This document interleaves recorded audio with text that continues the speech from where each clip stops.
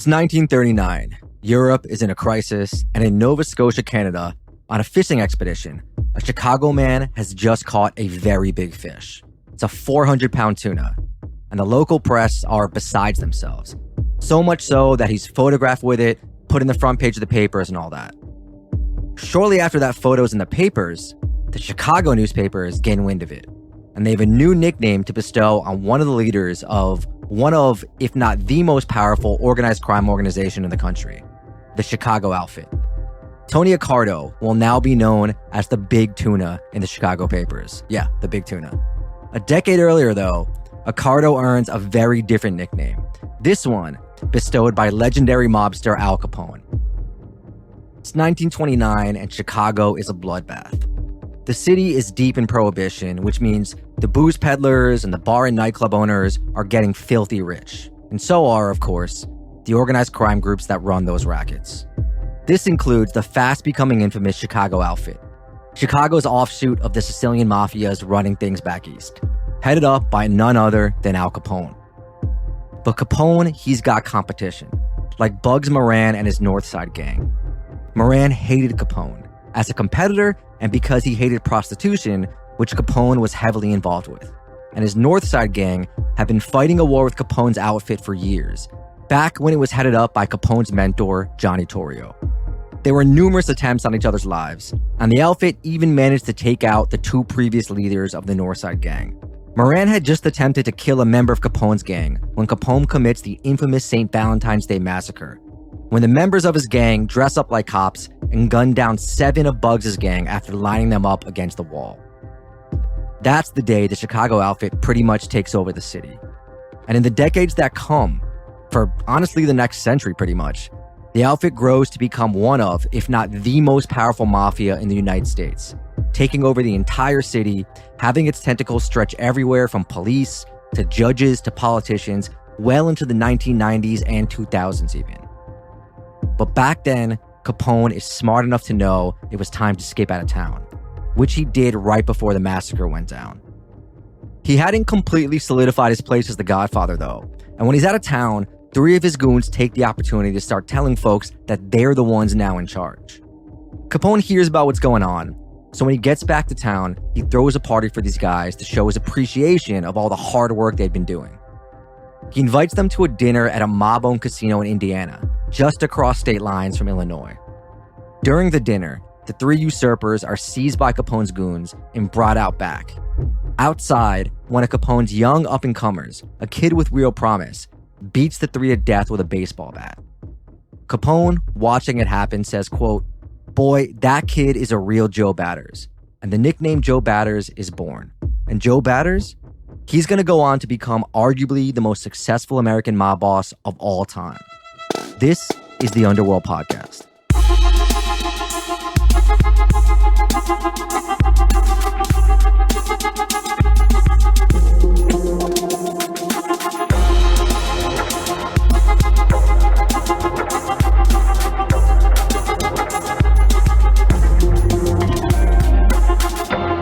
Welcome back to another episode of the Underworld Podcast, where 2 journalists who have traveled all over the world bring you new episodes of organized crime stories from all over the globe every week.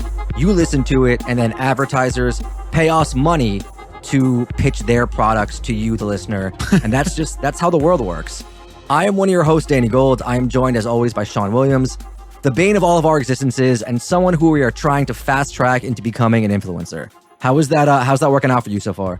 Yeah, I mean, people aren't really going to know behind the curtain how much of a bane of your existence I am today, eh? But yeah, that is the nicest intro you've given me for a while.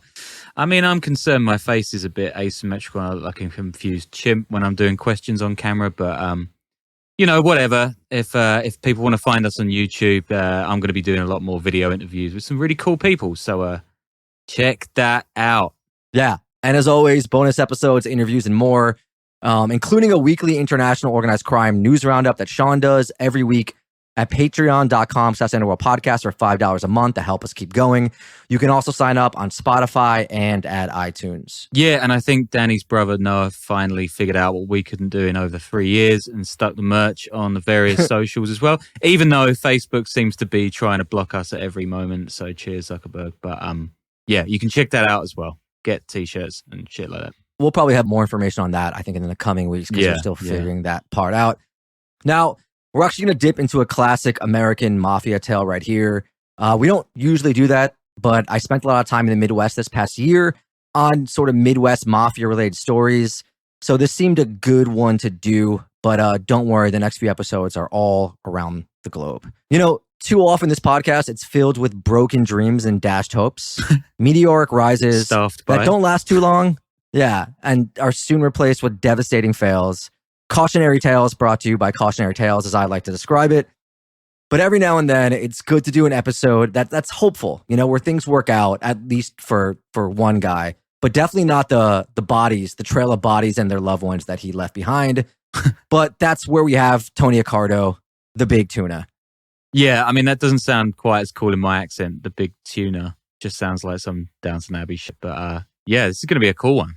Yeah, I mean, you probably don't know the reference because, you know, you had the worst version of The Office, but that was like a big running joke on the American version of The Office. I'm sure our millennial listeners appreciate that. Antonio Tony Accardo is born in 1906 in Chicago to parents who had just come over from Sicily. His parents were no different from tens of thousands of other Sicilians coming to the U.S. at the time, heading for Boston, New York, Providence, other cities, and yes, of course, Chicago. He's one of 6, and his dad's a shoemaker, so you know what that means. He's pulled out of school at 14 to get a job, and he starts working. I don't know if, like, do we know what that means if your dad's a shoemaker? Maybe you have good shoes.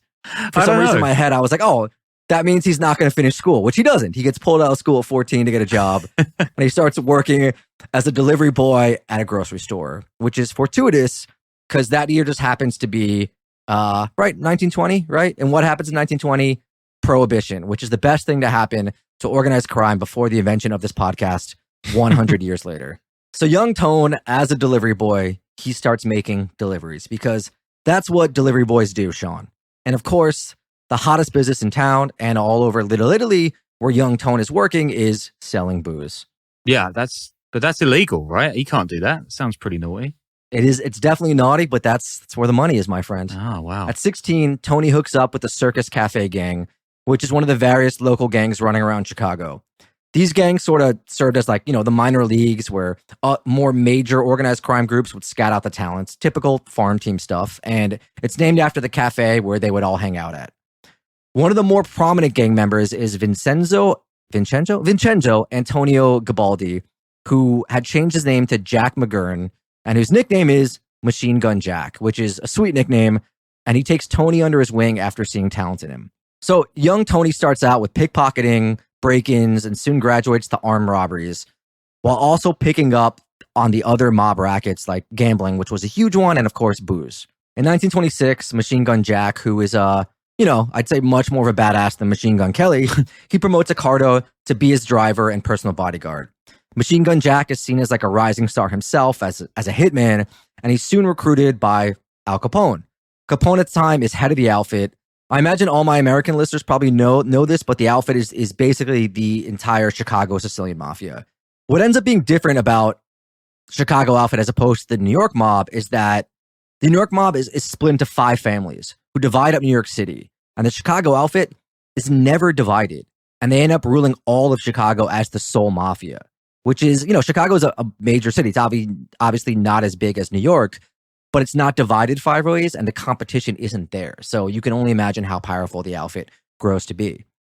During this period, though, the outfit is engaged in multiple bloody feuds with other criminal organizations over the millions being made in prohibition and other rackets, which is why they need hitters like Machine Gun Jack and the Circus Gang. Yeah, that's like something out of a DC comic. I mean, you really do got to hand it to the American Mafia. They got their names down pat, right? Not like those chumps from Taiwan last week.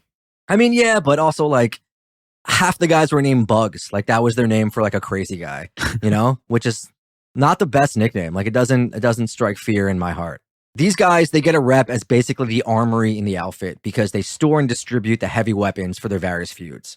Capone rules the south side of Chicago, but wants to expand to the north side, where there's a very lucrative speakeasies and gambling halls. But the north side is run by Bugs Moran and his mostly Irish gang. Capone is planning for a real war, so he asks Machine Gun for some more soldiers, and he puts on Accardo, who starts out as a lookout, but is soon promoted to being a driver and bodyguard for Capone himself. And then all hell just sort of breaks loose. Shootouts are happening all over. They got the Tommy guns hanging off the cars and all that. Mobsters are being dropped left and right. 30 are killed in the first 4 months of 1926. In September of 1926, a bunch of mobsters pull up on Capone as he's eating lunch, and hundreds of rounds of machine gun fire are sprayed all over the restaurant.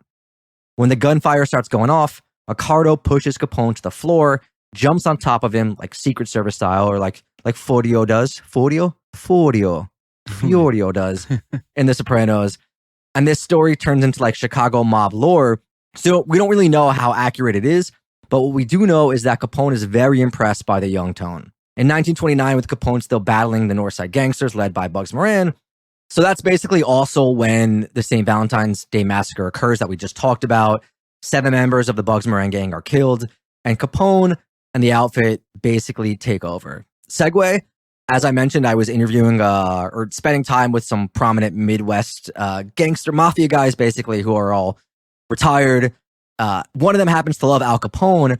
He's in his 70s, and he was trying to tell me that Capone was actually innocent, and it really was just cops who did the massacre, which is definitely not true. Yeah, you got your Swifties, your Capones. I mean, we've got some really weird Mencho reply guys on the YouTube videos as well. Yeah, those guys need to log off. Yeah, I mean, it's if you're watching Tokyo Vice, a big thing about that is the fanzines they had for the Yakuza guys. But they rarely murdered people. So there's a lot of fanzines for, I don't know if fanzines is the right word, but online fans of the various cartels, which, unless you're like in the cartel, seems like a weird thing to be a fan of, But, to each... Yeah, well, we'll find out. We've got Jake Edelstein on the show soon, so we'll ask him about some of that. I think he's pretty into it. That's the Tokyo stuff, but like the cartel stuff just is, but I guess to each their own. Like, you like cricket, these guys like cartels. They're both very weird. It is what it is. Nice. So yeah, that's when the Joe Batter story happens, that right after the massacre. And for the next few years, Accardo's name pops up in a lot of gangland murders. But of course, Capone doesn't last long. They get him for tax evasion in 1931, and he's replaced by Frank Nitti, who bumps Accardo up to a captain. Accardo then handles all the gambling rackets, which, get a lot more important when Prohibition ends in 1933. Side note, which is, like, why didn't any of these gangsters ever think to get involved in legal alcohol?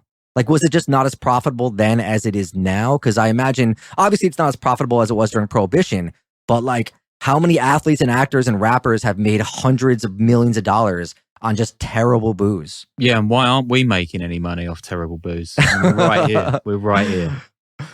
We should get we gotta get on that Bud Light train, right? They're man, we've been blowing it left and right. Accardo, he shows some genius with the gambling, and also, he's pretty chill. He's not flashy. He's not out there like Capone. He gets married. He adopts a kid. He keeps a low-key personal life. A mob historian said that Accardo had a higher intellectual capacity than most of his contemporaries, and saw a bigger picture than, say, someone like Capone, who was essentially kind of just a thug. He expanded organized crime in Chicago into new ventures, and by the end of the decade, there was nearly 7,500 mob-controlled gambling houses in the city, which is an insane number. But, there's like 15 apps on my phone that I've used for gambling, so I guess it is what it is. How's it going? It's not so good. Not great. It's harder. You think if you just keep winning, you'll get really rich, but then it's hard to keep winning, That's the top piece of advice there. Yeah. Then Nitti really bumps him up to the big leagues, which is organized labor, getting involved with the unions. The first target is the Union of Motion Picture Projectionists, the dudes who run the film projections at movie theaters. The president of the Chicago local of this union already had his own scam going with kickbacks from theater owners, and if they refused, he would have his union members not show up to work. Nitti liked this racket he wanted in, but the Irish union had refused. So Nitti called on Accardo to take care of this problem. Accardo was not only a captain in the outfit, but he's also viewed as the chief enforcer. So he and one of his guys take out the union head with a drive-by shooting in broad daylight, and the union is now controlled by the outfit. you really got to wonder if it's worth standing up to the entire mob just to keep the projectors union going. I mean, I don't know. I don't want to shit on anyone's career, but that seems like a pretty bad bet for me. You heard it here, folks. Famed left-wing activist Sean Williams hates unions and wishes they would just champagne. Wishes they would just give up. I mean, frankly, Sean, I'm appalled at your behavior. I'm apolitical, as we all know. Yeah. We talked a lot about how the mob got involved with unions, I think, in the Murder Inc. episode, which focused on New York. But let me just simplify it real quick. Back in the day, the bosses of whatever it was, warehouses, carpenters, whatever it was, construction sites, they would hire thugs to break strikes, right? And soon the strikers themselves started hiring those same thugs to protect them and shake down bosses. And then, you know, the old saying about letting the mob help you, it's very true. Next thing you know, you've got Teamsters loaning out hundreds of millions of dollars of their pension funds to buy corrupt casinos. But that is a story for another day, and very simple version of that. But yes, the mob gets really involved with unions.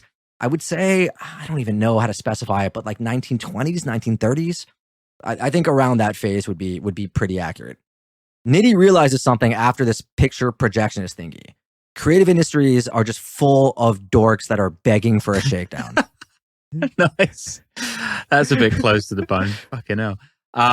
Yeah, I wonder if Dale picks up on that one. Also, are we calling projectionists creatives? Do they get in the crowd? Do they get to like wear skinny jeans and shit? I don't think the word creative was invented until like 15 years ago, but maybe, I don't know any modern day projectionists, but maybe they'd call themselves that. I don't know, man. So Nitty and the outfit, they're looking to Hollywood with their sights set on the International Alliance of Stage Employees. This is a massive union. It's controlled basically all the unions that had a hand in making movies, from the sound guys to the carpenters on the set to set designers and all that. And California, too, was wide open back then. The outfit then infiltrates enough of these unions that they start making demands from studio heads for hundreds of thousands of dollars in payoffs, which is the equivalent of like millions today, or they would just shut down productions and movies. The studio heads, they see no way out of it. They pay up. And over the next several years, the outfit brings in $2 million just off this racket alone. However, all good things come to an end. And in March 1943, pesky feds indict Nitty and his underboss, Paul Ricca, and several other mafiosos on charges related to these extortion attempts. While Accardo was the guy who kind of did the hit and got them really back into the union game in Chicago, he was still just overseeing the massive gambling operation at this point. He had little to do and almost no involvement in the extortion scheme out west, so he kind of skates by easily. And that's something we'll see he's very good at. He just kind of is always under the radar and always able to stay out of trouble, no matter how big he is. At that point in 1943, he also has 2 more daughters, and this is important to note because one of those daughters will be instrumental in launching one of the great Mafia NFL dynasties of our time. Oh, cool. I have a question, actually, speaking about staying out of trouble. Like, were none of these guys getting drafted into the war? Did the US have conscription for the Second World War? Because this is like right when, especially the Pacific theater is heating up. They did. I think some of them did. I don't know whether the top guys, Chicago outfit, I'm sure they had ways to get out of it or they were older at that point. But they definitely, because these guys weren't in their teens or in their 20s, I think. But yeah, I mean, I'm pretty sure there are stories of mafia guys going off into the war. Or even like, you know, controlling the ports and all that. But I think they were mostly, the top guys were in their 30s, 40s. So I don't know if they would be drafted, right? That was always someone in their 20s. Yeah. But honestly, I have no idea at this point. Yeah. But back to this, a day before those indictments come down about the extortion stuff out west, there's a big meetup of the outfit's top brass. And Nitty at this time, he's the boss, but he's in his 50s and in bad health, and has only ever done a few years for tax evasion. So his underlings, they want him to take the fall to keep the outfit going strong by just sort of taking all the blame. So they give him 2 choices. Either he takes the fall or they're going to take care of him. It, you know, must be nice at that point, just threatening the boss, but I guess they could get away with it. Yeah. Nitty wasn't interested in going to jail again, so a few days later, he just offs himself, like kills himself, and that's it. He's dead. That was good. You think so? Yeah.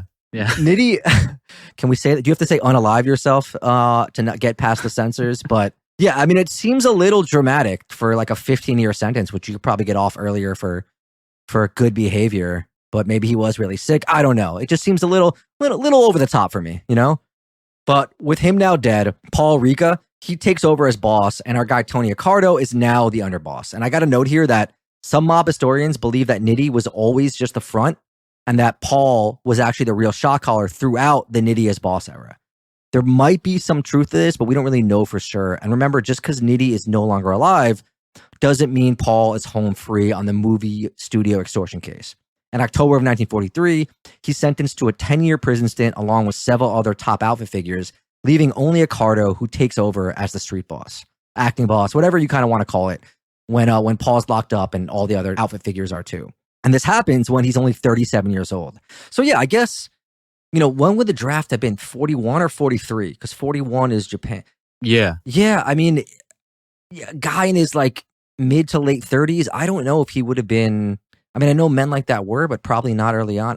I don't know, man. Honestly, I have no idea. I'd be interested to learn more about that. If you're one of our listeners and know more, email us and we'll say something about it or just read it for our and own. We will at least skip it over, in the email inbox. Yeah. Well, for our own knowledge. It's a good for us to learn stuff too, I mean, I'm just really into the problematic stuff you're saying about mental health at the moment, mate, considering the current climate. Maybe he was traumatized by watching some TV show, or he was sapiosexual and he couldn't get by in jail. I don't know. You never know. I really wonder back then what the situation was like for bosses in prison with communication. Like, it must have taken forever to get any info in or out, or was it easier? There's no cell phones, but like, I don't think they were as strict as they were in terms of communication, but I don't know. But it does make sense that he would be forced to relinquish power if he's just out there, because you can't make day-to-day decisions, right, when you're in prison the whole time and there's no cell phones. Paul, though, gets out of prison in 1947, only 4 years into his 10-year sentence, but Accardo officially remains boss. And this part's actually kind of interesting, too. It's generally understood that Rica and Accardo enter in a power-sharing arrangement that would last decades, which is, like, unheard of, right? Most of these guys refuse to share power with anyone. That this sort of thing might come about in conversation, and then someone gets killed right afterwards. So it's really, really rare for something like this to occur. Rica, he kind of plays the background, but they say that he was kept in the loop on any major mob moves and any murders that were ordered. And he remained extremely powerful in the outfit as basically a senior consultant, while Accardo ran the day-to-day operations. Again, it's just a really unique situation, and pretty much something I haven't heard a lot about in all of organized crime. Accardo, then, he expands his gambling operations into Northwest Indiana. I mean, I wonder if any other non-Americans have this, but I always think about if I had to name all of the 50 states, like which one am I most likely to miss out? And it's probably Indiana. I mean, like they've got the Colts. Is that it? I don't really know anything about that place at all. I'm really sorry to our one listener from Indiana, but is that a big prize for the mob? Northwest Indiana? I mean, I assume so, because Chicago's right on that border. Well, I guess it's the northeast border. Okay. But so suburbs and all that. Although the only place right there that I've been to is Gary, Indiana, which I do not recommend as a tourist destination. Oh yeah, it's like the worst place in the world or something. Or any other destination. I think it was one of the most dangerous places in the US 10, 15, 20 years ago. I don't think it's as dangerous right now, but it's still probably not a great place to go. Also, I believe it's where Michael Jackson grew up. Okay. So it is the worst place in the world. I mean, we can just say Indiana sucks, right? I'm sorry if you come from there, but we don't want you listening to the show. We don't want you anywhere near us.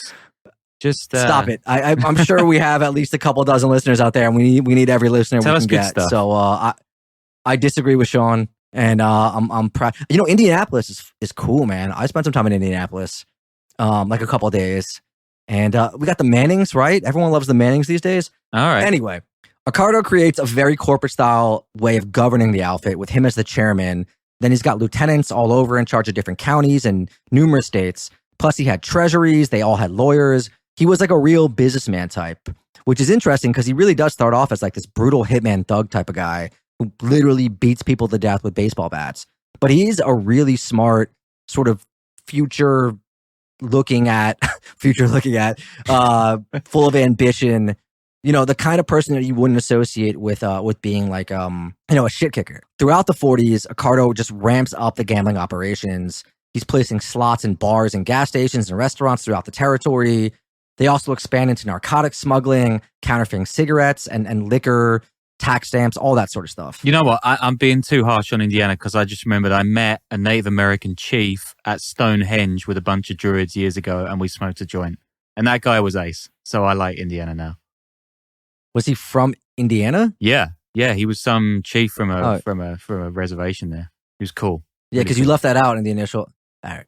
In 1950, we're losing our minds this episode. Look, it's Friday night. What is it? Saturday morning there. Yeah. We're, bear with us. It's it'll all be over soon. In 1950, we get one of these Senate hearings, which is, the thing that they used to do at the time.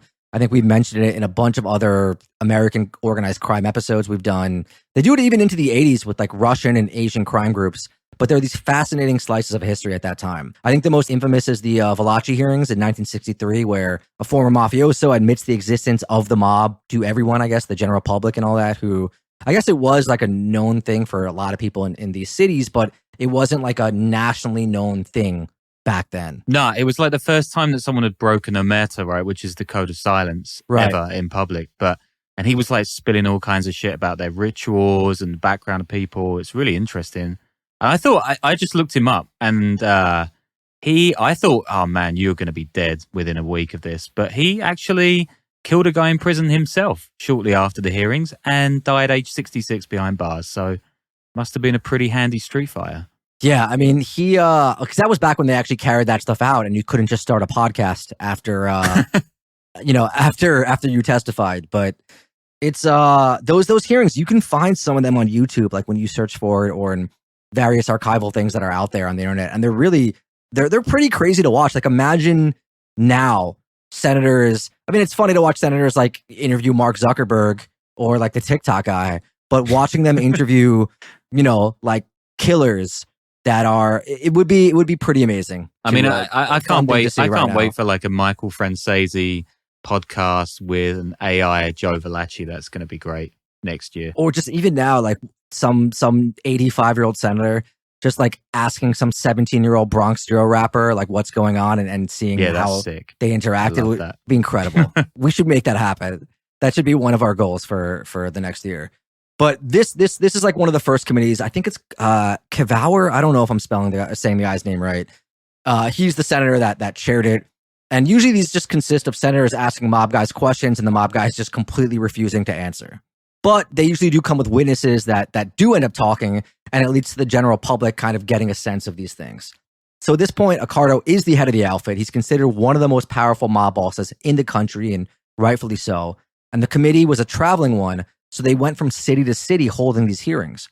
So Tony Accardo and most of the top underlings, they vanish when these guys get to Chicago. Tony goes to Mexico, but the committee just like waits him out. And 6 months later, he finally testifies. And he, of course, refuses to answer anything and pleads the fifth a bunch. The two findings from the committee is that there are two big organized crime groups, one in New York and one in Chicago. Whole lot of other smaller ones probably, but I don't think they really get too much into that. With the hearings, Tony gains a sort of new visibility, but he's still very cautious with the press. He acts like a gentleman with reporters. He tries to be, as low-key as possible, which with all that it's actually a very good strategy that I'm surprised more people in his position don't do. He adopts another child at this time, still keeps it low-key. He fishes, he golfs, he even enjoys wintering in California. He did have one indulgence, though, which is they initially live in like a modest house as family, but in the mid-50s, he upgrades to just a giant mansion that costs $150,000 in a Chicago suburb, 6 bedrooms, indoor bowling alley, indoor pool, which is, pretty tight. Yeah, I mean, I know 150K is probably like $50 billion these days, but 6-bed pool, bowling alley. I mean, can you get that nowadays for a few $100,000? I'm not going to stop eating avocados, basically. So, yeah, screw Northwest Indiana. You can get a house like that. Oh yeah, well, I'm never going to step foot in that shithole, but yeah, maybe somewhere else. So he catches a little bit of flack from the outfit because he would constantly preach to his underlings to be low profile, but sometimes you're stacking cash and you just got to ball out a little bit. But just to emphasize how low profile he kept, this is a quote from the Press and Sun Bulletin paper in 1961. Capone was well known as a matinee idol. Accardo, by design, could walk through Chicago's Loop tomorrow at high noon and not be recognized by 1 out of 100 people. And later in the same piece, Accardo was the absolute head of the Capone mob. Capone was powerful, but Accardo's power exceeds that of the feudal lords of old. That's a good line. Also, I mean, I'm just going to call BS on the matinee idol line. Like, Capone was a tough guy, but he looked like a thumb, man. The guy's TikTok game would have been shocking. I don't think they mean it like that. I think they just mean it in terms of like, not how good looking he was, but in terms of the attention that he got or could get wherever he went. You know, like he was like the John Gotti of back then. In 57, Accardo steps aside his boss to become the consigliere of the organization, and Sam Giancana is anointed the new boss and the person now responsible for running the day-to-day operations. But again, he still has to get all the major moves and hits approved by Paul and by Tony. I like how I call them by their first names, like we're just buds. Like, yeah, Paul and Tony. They had to prove everything. Now, there's two competing narratives when it comes to this move based on contradictory sources. The first is that with this newfound publicity and Accardo describes as heat, specifically from the IRS, he wants to lower his profile even more, and Giancana, who is his protege, takes over as boss. But in reality, it's more of a front, while Accardo and Rica remain the true powers of the outfit. The second narrative is that Rica actually demoted Tony, and Accardo was unhappy with the decision, but accepts it. And in this telling, Giancana is Rica's protege. I tend to believe the first narrative, that Accardo himself decided to step away due to IRS investigations, which, he does end up at a trial for tax evasion in 1959. But they'd been in this power sharing agreement for like 15 years, and Accardo saw Rica move more into the shadows and maintain his power and money. So he probably thought it looked like a really good idea, a safe idea. And I actually doubt that Rica would demote him, even if he had the power to do so, which we don't know that he did after such a successful partnership that's lasted this long. And Rica had great respect for Accardo. According to a 1984 Chicago Tribune article, he said of him, Accardo had more brains for breakfast than Capone had in a lifetime. You don't get lines like that in the newspapers these days, and we are way poorer for it. I mean, I guess your New York Post days, you must have had some bangers there, right? Yeah, you could print quotes like that, but yeah, man, it was a better time. And Tony, at that point, he seems to step back at the right time, because in 1958, he's called to DC for yet another Senate hearing where he takes the Fifth Amendment 170 plus times. And then in 1959, they're both charged with tax crimes. Rica gets convicted and serves 27 months in jail, or prison, I guess, if it's 27 months. And Tony Accardo is charged with filing false tax statements because, and get this, his fake job is being a beer salesman. And on his tax forms, he deducts his car as a business expense, which is hilarious when you think about it, because he's like a top guy at the outfit who's been making millions of dollars for close to 2 decades now. But he couldn't resist just deducting his car as a business expense, which is classic, and just kind of shows you how these guys work. Like, wherever they could finagle $1 out of the government, they would just do it. Accardo's convicted. He's sentenced to 6 years, but before he ever sets foot in a cell, he wins an appeal for a new trial. And his lawyer argues that all these negative stories in the press, they taint the trial. During the retrial in 1962, his lawyers are really well prepared. He's found not guilty and he gets off. He still doesn't like the attention from the press or law enforcement, and some internal pressure from the outfit kind of gives him a hard time too. So he moves away from his mansion back into a smaller house. Rica gets arrested for tax stuff again in the 60s, and he's in his 60s, so he basically takes a back seat. Giancana's the boss now anyway, and he's like Capone or Gotti was, flamboyant, out there, dating pop stars, having JFK killed, trying to kill Fidel Castro, all that sort of stuff, but also just being watched closely by the feds, who really start upping their wiretap game around this time period. And through these wiretaps, we gain a little bit of insight into the relationship between Accardo and Giancana. Giancana's also a bit of like an unhinged sort of person, just someone who could be rattled easily and had a legendary quick temper. So when the pressure of constant surveillance of the FBI starts to get to him, he lashes out at the agents and curses them out. And Accardo tells him, quote, "Don't call them dirty words or anything. Don't pay attention. Just walk away from them. Let them talk. You guys hollering, go F yourselves and this and that. Them poor bastards, they're just like us. They got a job to do. We know what to do, and we do it." He ain't worth it, mate, is how it would go down. I mean, over here. Yeah. It's good advice. I mean, that's the kind of guy that he was, right? He's cool, he's calm, he's collected, basically like me, and the opposite of Sean, who is fiery tempered and just full of rage. He's just a spicy man. Genuinely true. Yeah. By then, Giancana, he's getting a rep for making bad. I like it now it just devolves into jokes between me and you at each other's expenses that no one in the audience cares about a little bit. I am actually going to smash some of this equipment up after the recording, so I'll send some pics. By then, Giancana, he's getting a rep for making bad decisions and being irrational. also like me and Sean. And the Fed surveillance is just getting to him. He actually sues the FBI in 1963, saying they were violating his rights by harassing him and, invasion of privacy and all that. And there's tons of stories about illegal wiretaps back then. He even hires a film crew to film the FBI while they're following him, and he shows it in court. Either way, the outfit folks, including Accardo, they're just getting tired of his behavior. And I got to say, I'm working on a separate project that deals with some pretty violent members of the outfit up through the 70s, 80s, and 90s. And those guys, man, they just had a habit of like killing each other all the time for like little slip-ups. It really seems like a very dangerous and psychotic and unforgiving group on a level that other American mobs were. And other American mobs were pretty brutal. When you see everything that happened, like, with Goodfellas and all that, not the movie, but the book that it's based on and everything. Like, it really was a lot of friends that just were killing their friends for various little things. Even with that, when you read about the outfit and went on there, it takes it to another level of brutality. So Giancana, moving on. So Giancana, who was also not distributing some funds to outfit members who needed it, guys who were on the lam or whatever else it was. So he's starting to ruffle feathers with people whose ruffle feathers lead to you getting murdered. In 1965, Giancana, he's in another one of those Senate hearings. He gets bagged for contempt for a year. Accardo and Rica immediately replace him as boss with Joey dubs Ayupa. Joey had actually got a start in the outfit back in the 1920s by being a driver for Accardo. And when Accardo was named captain, he elevated him to his crew. So these two go way back. When Giancana is released a year later, Accardo and the senior leadership, they've had enough, so they basically exile him to Mexico due to his high profile and unsettling behavior. Like I did with Sean in New Zealand after a few too many stories from the Berlin club scene we were getting out of him back in 2022.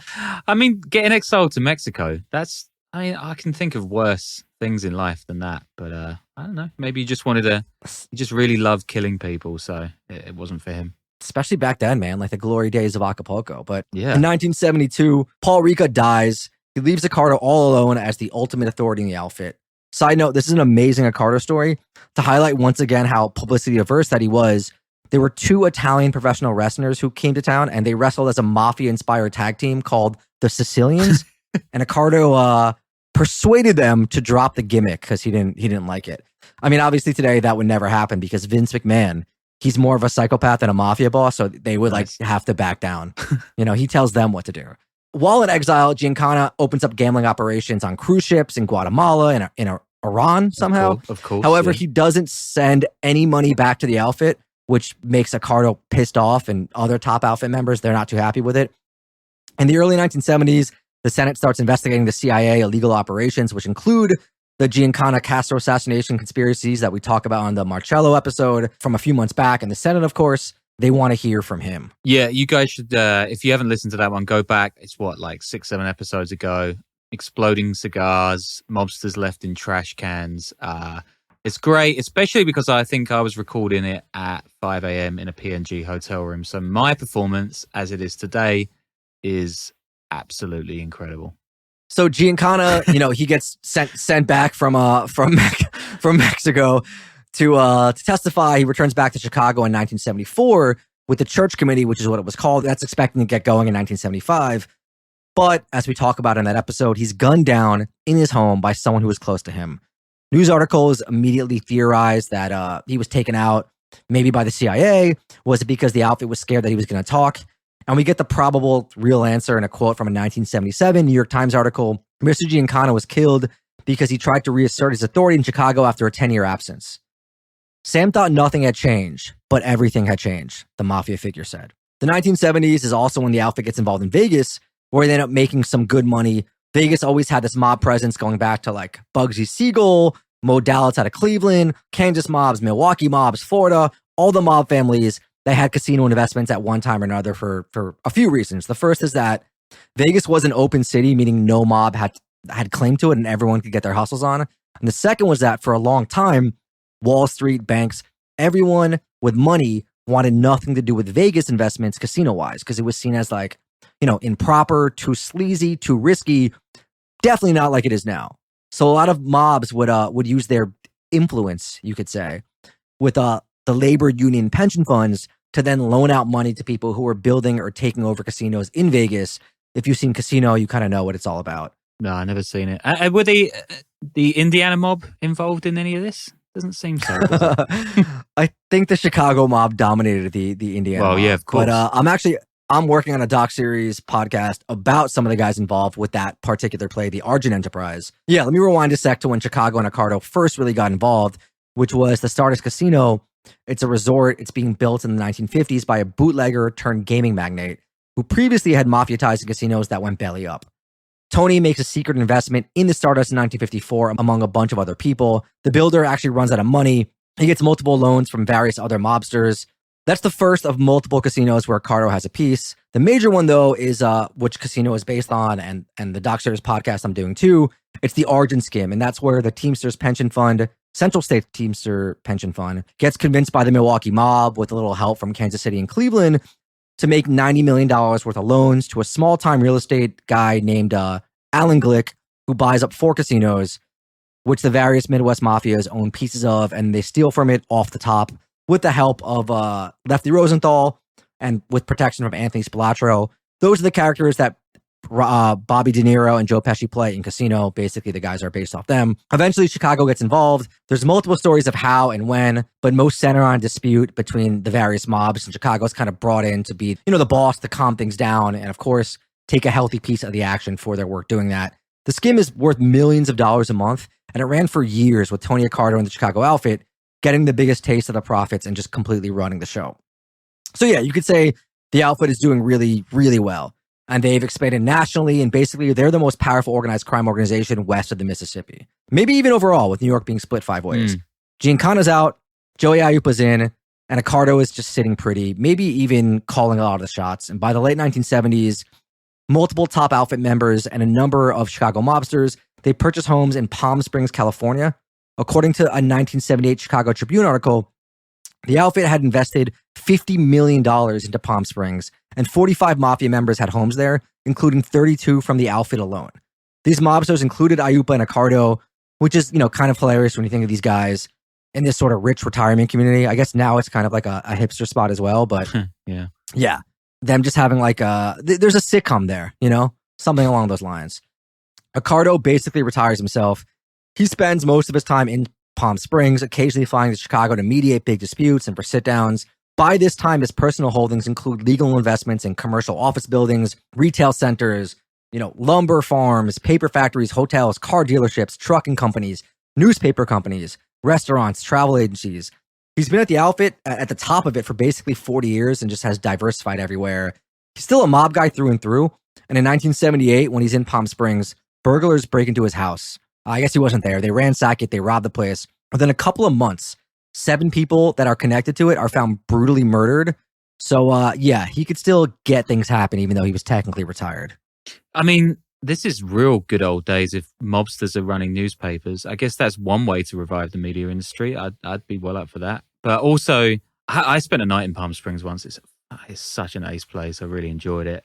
Robbing a house in Palm Springs back then is like ultimate street gang Russian roulette. So it could be some retired old trust funder, or it could be a bloodthirsty 60-year-old gangster. I mean, I'm down for it. Yeah, imagine they robbed that house not knowing who it was. My assumption is they knew who it was and thought they could get away with it, but just a major faux pas there. Yeah.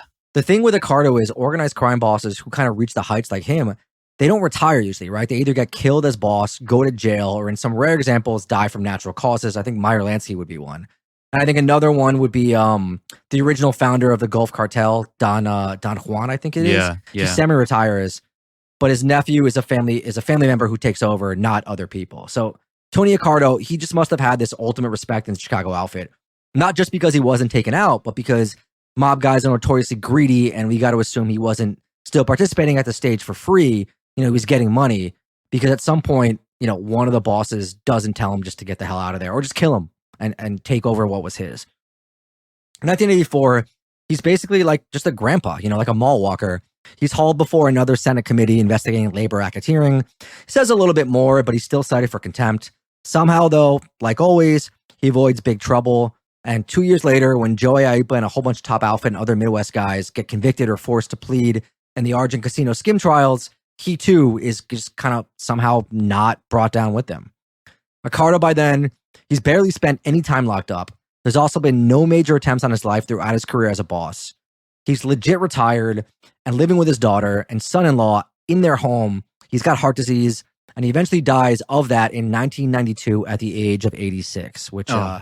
yeah, like massive kudos to this guy. He's got the whole thing going on, right? Get into real estate, get into legit businesses, keep your head down, don't IG your crimes, like die peacefully in your 80s, rich, absolutely nailed it. Yeah, and that legacy, I mean, that's why many consider him to be one of the most, if not the most successful American mobster of all time, right? It's one thing to be super successful and then get murdered at 45. It's another to be super successful and retire and then die in your home with your family and in your 80s. I mean, there could be an argument for him being one of the most successful organized crime figures of all time, you know, especially in the age of wiretaps and RICOs and FBI and other countries' equivalents to the FBI. But legacy, you know, he ends the game with a boatload of cash. He didn't live lavishly and diversified like crazy. And how's his family doing today? Which is a big question. Are they still wealthy?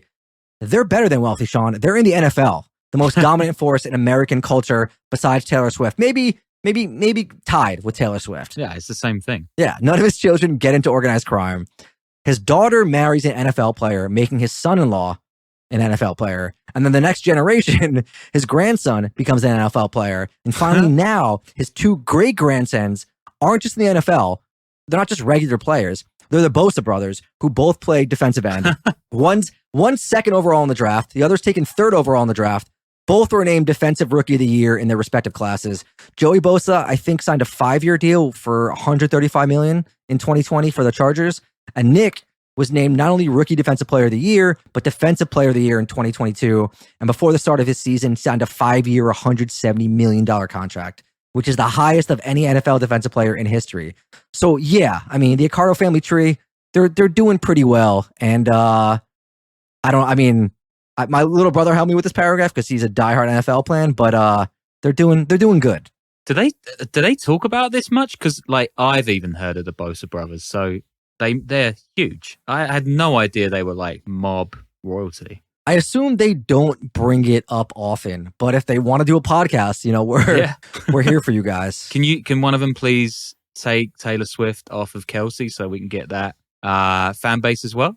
If you want to reach one of the top 500 or 600 podcasts in the US, like we're your guys. Forget Rogan or call her daddy. Like we're the guys to talk to. So yeah, to recap, all-star NFL great-grandchildren making more money than any modern-day criminal in the US could dream of. Probably internationally too, besides like a couple of actual mafia guys in Italy, Gomorrah guys and cartel bosses, and some Asian meth and heroin kingpins. No real jail time. Semi-retired, not do day-to-day operations with all the stress until he dies, like Carlo Gambino. So I think, yeah, the battle between him and Carlo Gambino, he comes out on top, and his family is definitely way richer now. Although the Gambinos are doing well from what I understand. But there you have it. The most successful U.S. mobster of all time. Yeah, and I'm going to go off and research making a Indiana Sucks Balls t-shirt, which I think will do really well. Don't start. But yeah, thanks for bearing with us, folks. Until next week. Patreon.com, all the other stuff.